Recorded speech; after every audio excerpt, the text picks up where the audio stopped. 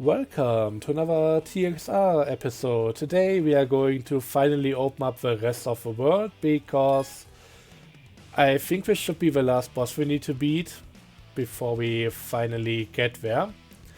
And this is something that I would like to talk about again that I mentioned in the last episode.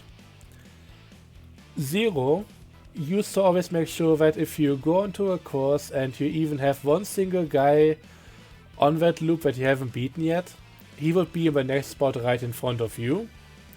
This game doesn't care about that at all. This is the only guy left. This is Crimson Boy, the guy that we need to defeat. And he is in a really awkward spot.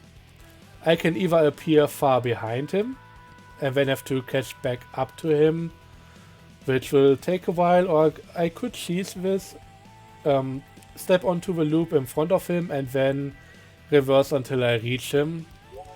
Again, I don't like breaking immersion all that much, so I will do the former.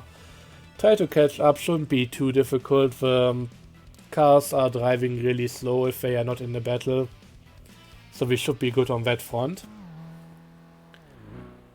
But yeah, usually the old game was a bit more considerate about this.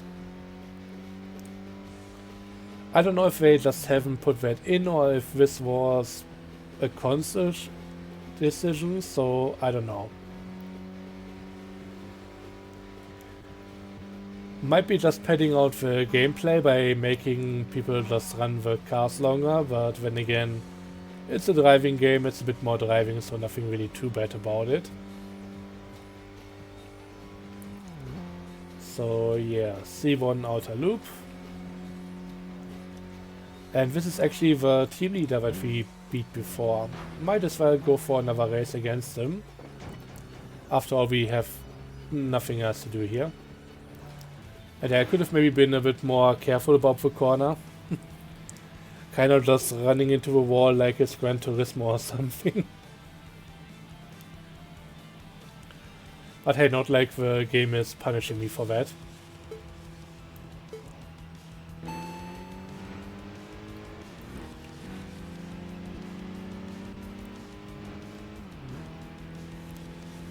So he's pulling away from me, but we are getting into a slower section in the moment, so he should be slowing down again.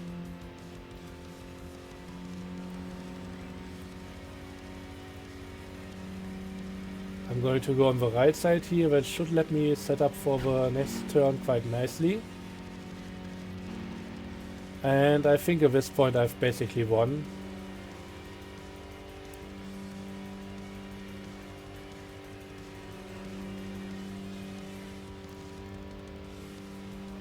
One thing that I really like about this game, which took me a while to get used to, basically the end of the battle is very seamless. You just get the win or lose, but then you are immediately back in free roam, and yeah, it's not like with Zero back in the day where you would have like 10 seconds of mandatory autopilot, which would slow you back down to 60 kilometers per hour, and then afterwards you could accelerate again. This way you can just keep your speed, and I'm just now cruising right towards the next battle. So that's a bit smoother, which is nice.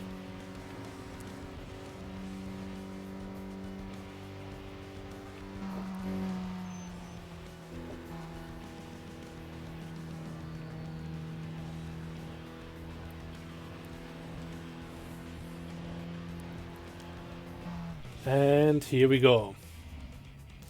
Crimson Boy.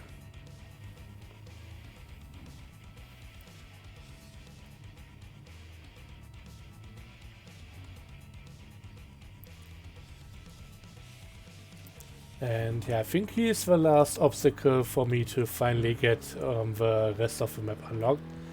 And to be clear, this is something else that's different from Zero, because Zero basically had multiple steps. And once we are out of the starting area here, we are just going to get all of it at once.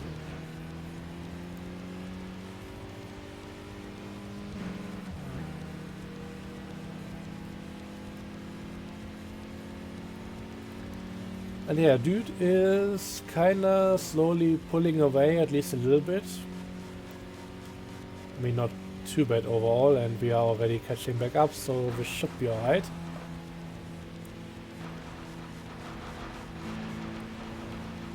If he wasn't pushing me off.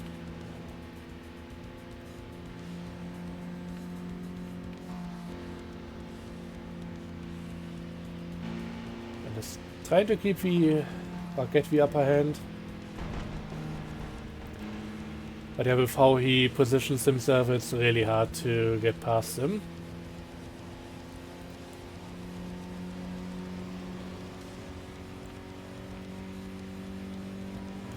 Okay, maybe I can make this work.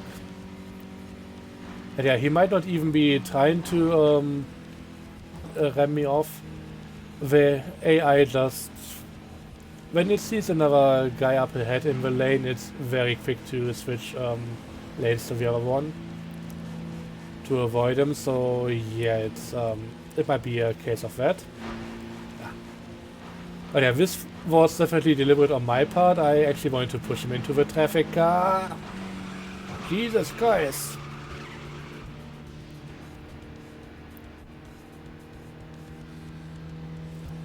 That dude is a menace. Almost as much as myself here.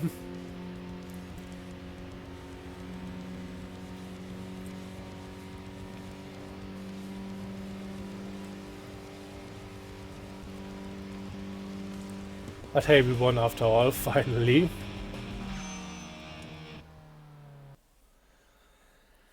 Oh yeah, and I need to invest more points into the money perk. We almost maxed out again. I think I got up to 3.5 million, so we should be good, but yeah, I either need to spend something or get deeper pockets. And yeah, now we talk to him again. Apparently we are not a poser after all. Yeah, but he has inescapable malice, which I can confirm after racing him. That was quite dangerous.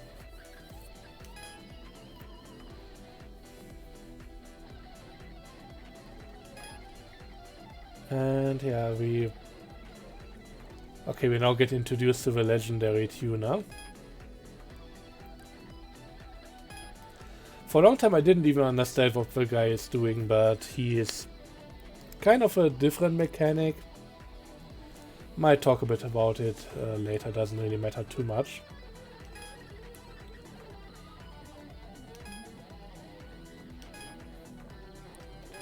The thing is, he's basically giving me a temporary update that only lasts for one night, but should be making me quite a bit faster. So maybe if I set out to do a long run, then yeah, that might be alright.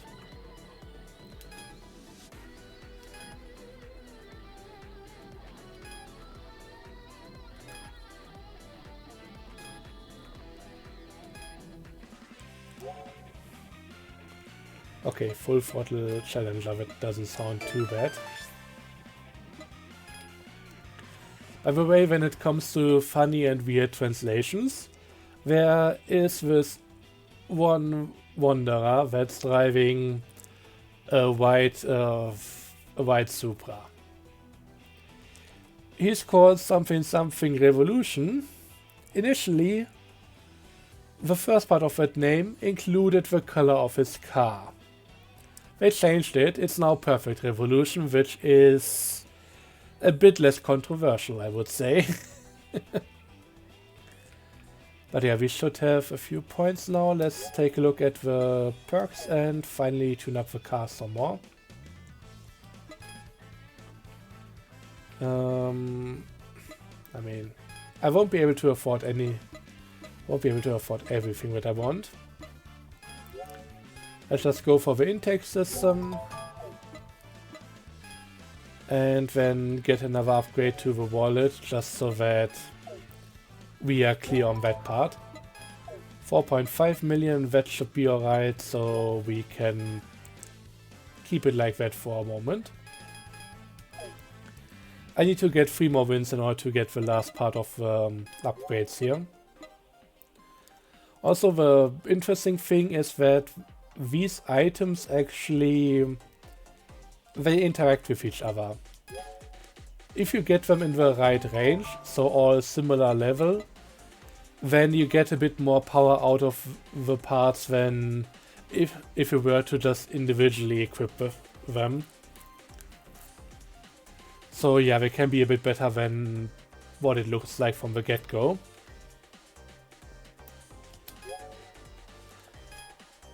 But yeah, I think for the time being this is all that we can do. Let's take a look at the map now.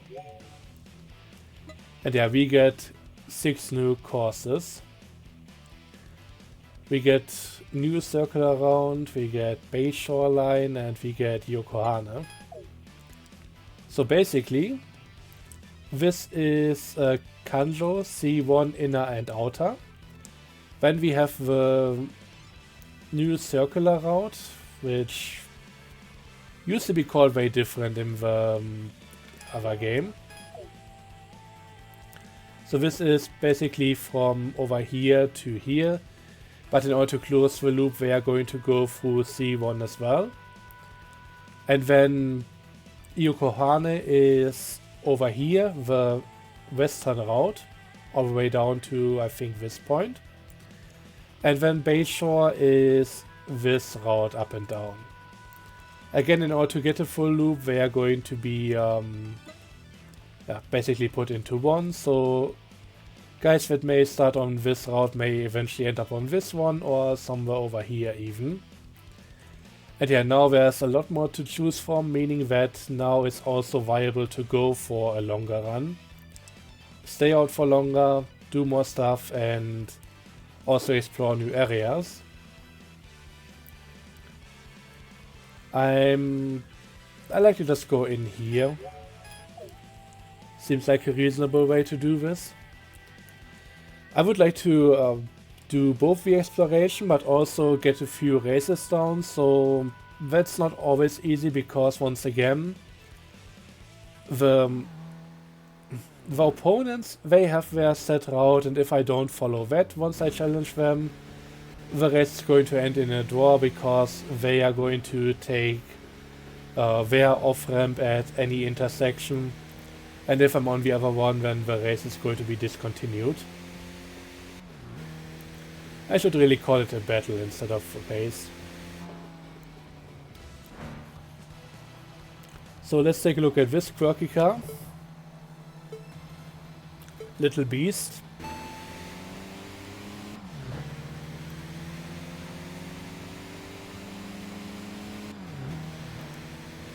And yeah, I think we are going to come up to the first line here. You can see the right one is marked as the Rivals route. So this is the one that I need to take. And that will be the case even if I'm in front of them. So there's no way to lure them off their given route unless I'm able to push them. I don't know if that would even work, I haven't tried that yet. But yeah, the old tactic of encountering somebody somewhere on the Bay Shoreline, which is just massively straight for the most part. There are a few light bands and all of that, but it's really all about top speed and acceleration. Handling can be disregarded for the most part. And yeah, if you're not good on that part, you could usually just chase them onto the C1 line that we are on right now. And while they will still go through this part in this game, they are always going to exit the other side, and that means from that point on you are not getting anything out of them anymore. And they are going to just go straight back to their home area, and then you are going to not have a good time with them anymore. So just trying to keep them on the C1 and hoping for a good chance to overtake them at that point and win the race through that. Not really that much of a tactic anymore.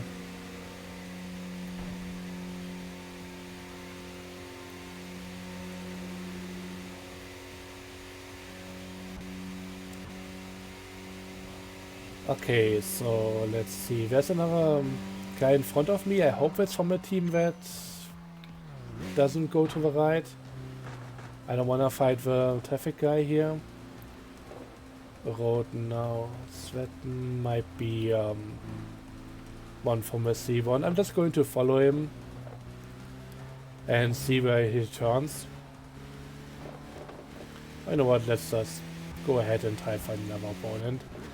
These guys are way too slow. But yeah, if he stays on the C1, then this would be a really boring video. I kind of want to show you guys at least part of a new area. Because it's all pretty interesting. But yeah, there's a definite change of pace because with TXR Zero, at this point, the only thing you would unlock is this area.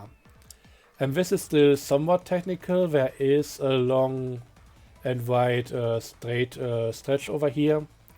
But for the most part, it's still very technical. It's a bit more fast-paced but technical, but in this game, you get everything from this point on. And yeah, me, my little AE86, I don't really need to go down here. I don't have much of a chance there. Usually that's really a late game area where you will encounter a lot of speed demons and that kind of thing.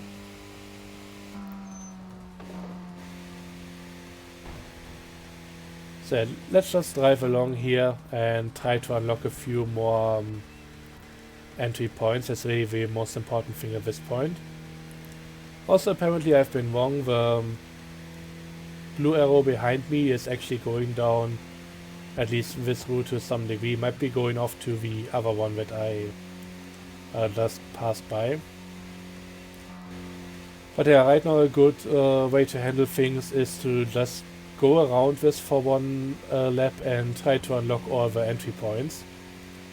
In TXR Zero, as soon as you got a new area, I think you got the entry points immediately. So that's all the on-ramps, and I don't mind it this way. There's also a whole nother factor to this entire thing where you can now get to different parking areas, but you need to enter them from the highway first, so through free roam. And then after that point they are available on the map as well. So it's a bit exploration driven, which is nice. And I really quite like the approach, especially when it comes to the parking areas are going to help out with another problem that Zero had that I really got annoyed by, and they basically fixed it in this game, which is really nice. It has to do with the Wanderer system. So Wanderers in the in this series are basically other rival drivers, but they are unaffiliated with any team. Basically they are doing the same as I am, just driving around. And I mean, nobody's really challenging each other on the highway. It's not like any other opponents I've ever seen racing unless I'm involved with it. But the important part is they are unaffiliated, and most of them have some requirement to be fulfilled before they will enter into battle with me. Some require me to drive a particular car, some require me to have or have not any particular upgrade, like some will need me to have neons, some require me to... I might as well go to the parking area here while I'm at it. Some require me to have a particular model of car and that kind of deal. And in the past game, it's been really hard finding that out. The game doesn't really tell you, at least not as far as I'm aware. But now we can actually see that in-game. So this is where the dialogue options come in. Basically there will always be a lot of people to talk about here, or talk to here. Some might be other racers, some might just be pedestrians, who knows, I don't know. I think the ones in In caps lock, those are our drivers. The other ones might just be people who, yeah, just hang around here anyways. If any of them come up as orange marked, then they are actually important, because they will tell me requirements for some wanderers to challenge. As it is right here, I can go into battle with any of these guys, and I might just do so.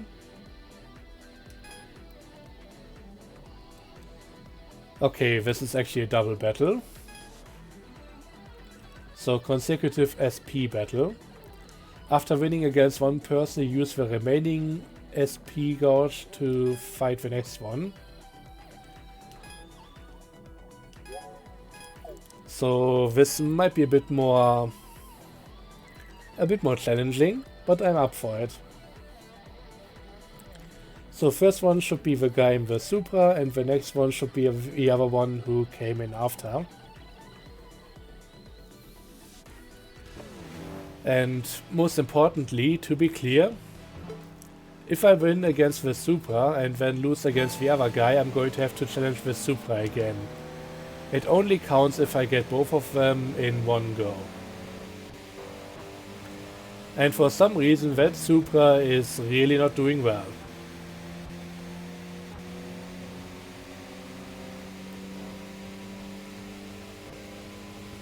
I mean, I upgraded my car quite a bit. It's also significantly lighter than any Supra.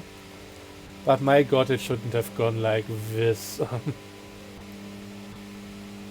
Feels weird.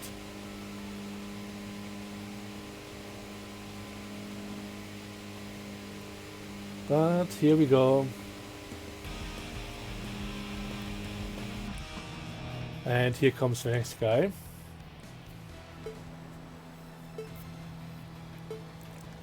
I really don't like the car having an X on the grille. Given current things, well, current affairs, I would say maybe X that. Might be nice to take off that logo.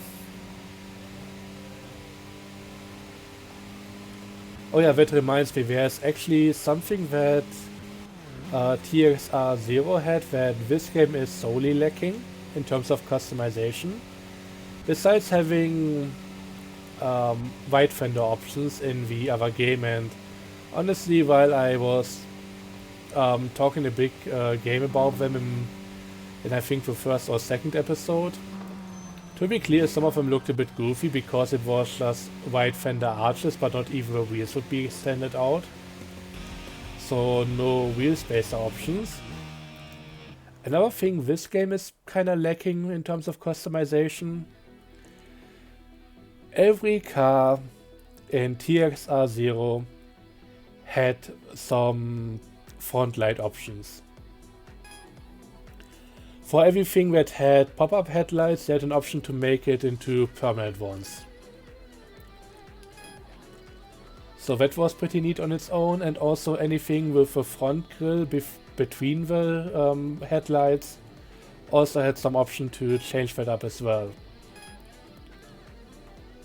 Nothing major, but there were like one or two options for each, and that was usually pretty neat. So I hope that kind of thing comes back to this game as well. To be clear, TXR Zero didn't have anything in terms of livery editing. Most cars had the option for a two-tone paint job, but that was pretty much it. But I'm kind of missing these little touches for the front lights and that kind of deal. Especially with this game having so many fewer cars. And yeah, in terms of cars, I'm really hoping for an increased roster as well. I know they had some trouble getting a deal with Honda, but from what I know, there are actually Honda models in the code right now. So they should be coming sooner or later. But as it is, it's kind of... it's a bit lackluster. And yeah, that R32 is definitely whooping my ass. Yeah, good chance beating that guy anytime soon. That's gonna take a moment.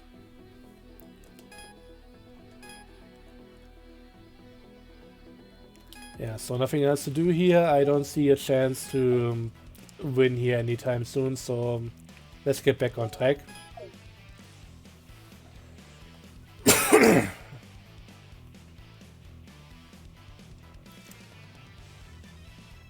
But yeah, I hope that we are getting more cars, not only Honda, but maybe also a few more other things. I would like a Nissan Celatie.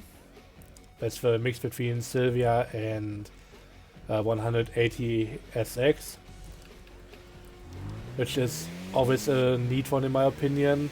I would like the old Toyota MR2 from the late 90s, Celica GT4, maybe also one of the front wheel drive versions, the old Eclipse, talking Mitsubishi now, FTO,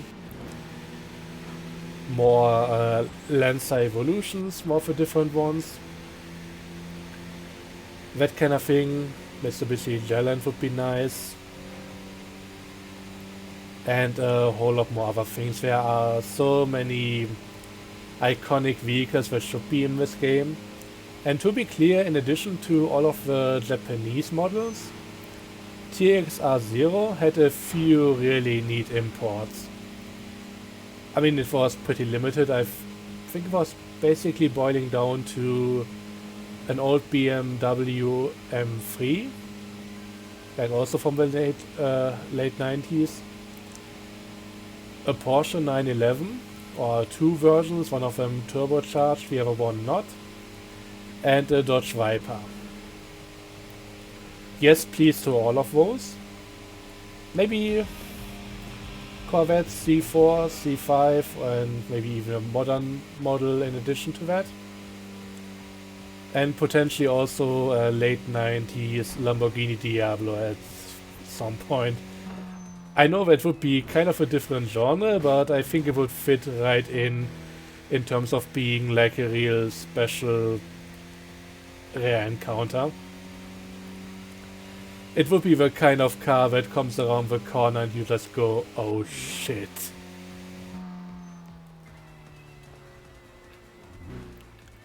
Also, maybe I need to upgrade my brakes at some point.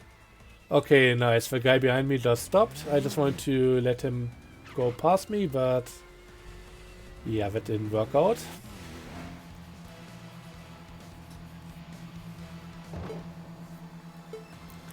Death Game Survivor. I really need to see that guy's info card if there's anything to this. Or is this just a Squid Game reference? Who knows?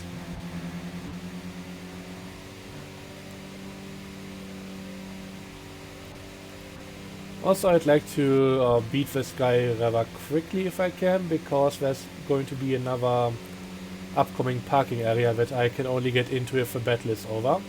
Oh, there it is already. So much about that. I mean, that's not too much of a big deal here. It's, well, there are two types of these areas. There can be ones that are accessible from both sides, but there are also ones like the one that I just went into before, that's only accessible in this direction. So if you come from the other side, you are shit out of luck, but there's going to be another one further down the line. There's also one, and I think it's somewhere over here, where it's actually a split thing.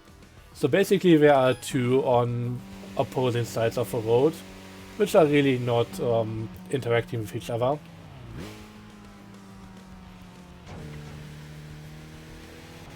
But yeah, overall the parking area system, pretty nice, pretty immersive.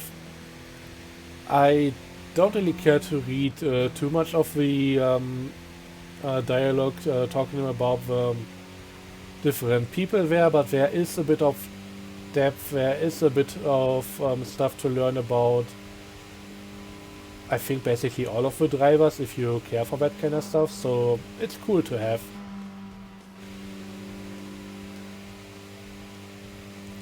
It's there if you want it.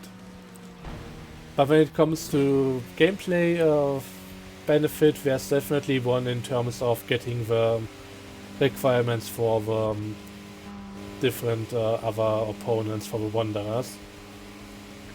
Because those have been a major pain in the past, and I always hate when I have a game like this and it basically requires me to go to the internet trying to find out things. I want this kind of info to be in there.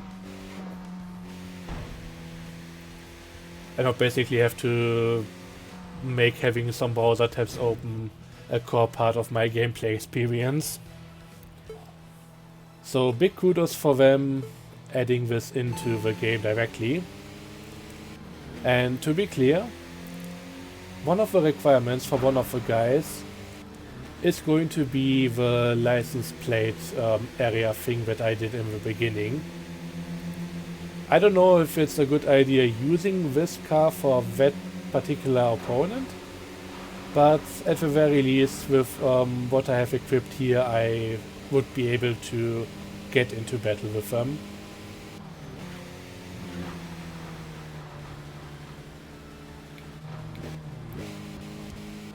Army Joe basically playing bumper cars here, trying to block me off. See, which direction do you go? Okay, to the left. Can you please switch over? Jesus Christ.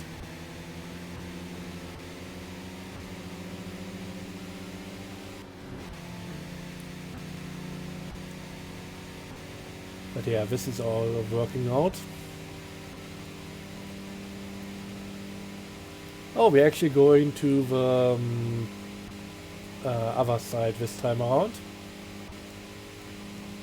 I mean, I'm doing pretty well for myself here. Maybe I need to actually finally increase the top speed of the car a little bit. But yeah, this is basically what used to be part of the last area here.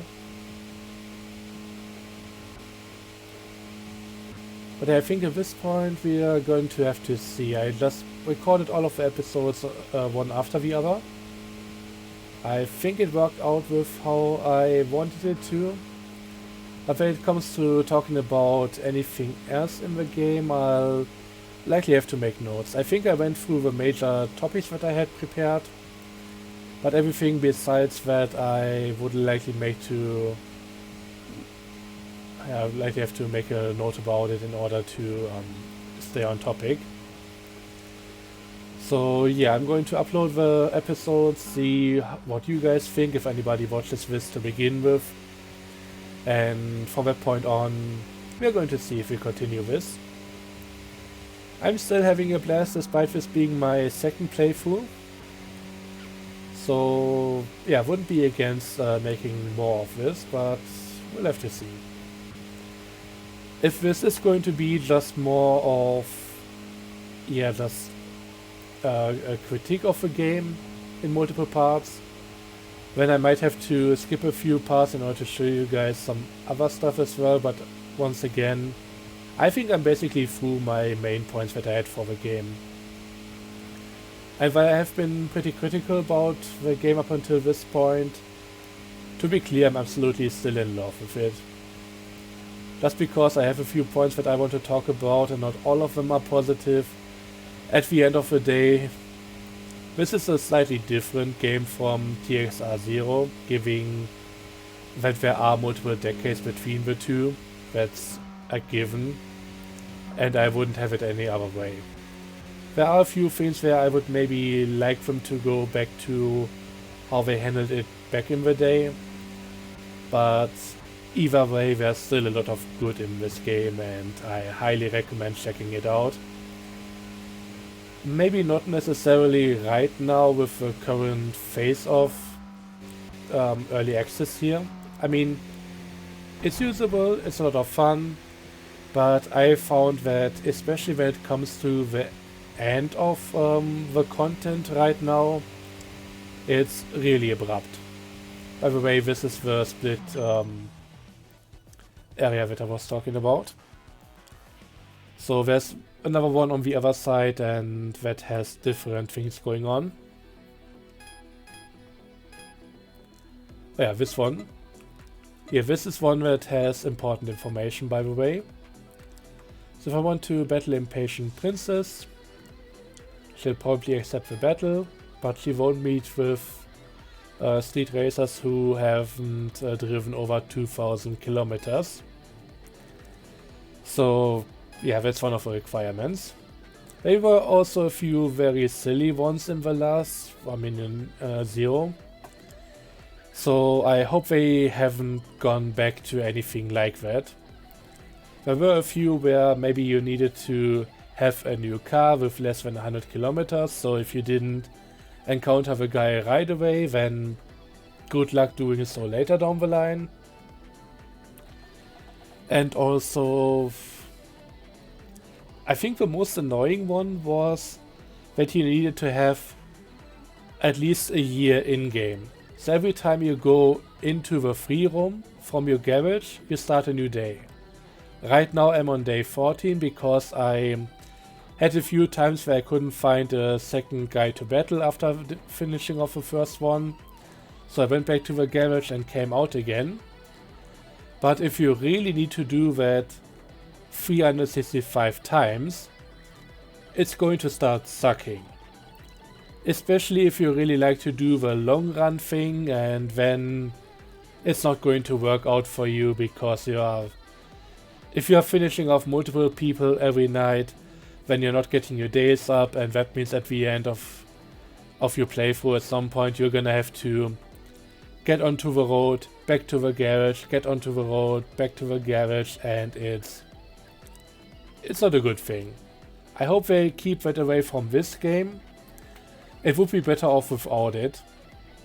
And I think the worst offender, to close this off in Zero, there was a final engine upgrade and I think also exhaust.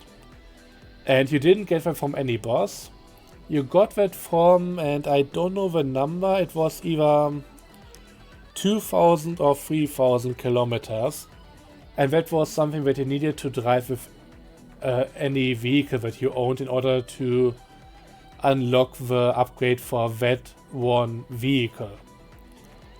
So if you want this for a Skyline, buy the Skyline, drive it for 2,000 or 3,000 kilometers. I think it was even 3,000, I'm not entirely sure.